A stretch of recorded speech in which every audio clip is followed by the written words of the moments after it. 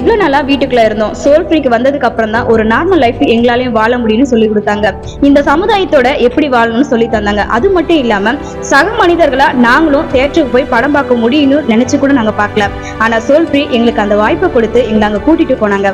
அதை நாங்க ரொம்ப சந்தோஷமா அனுபவிச்சு பார்த்தோம்.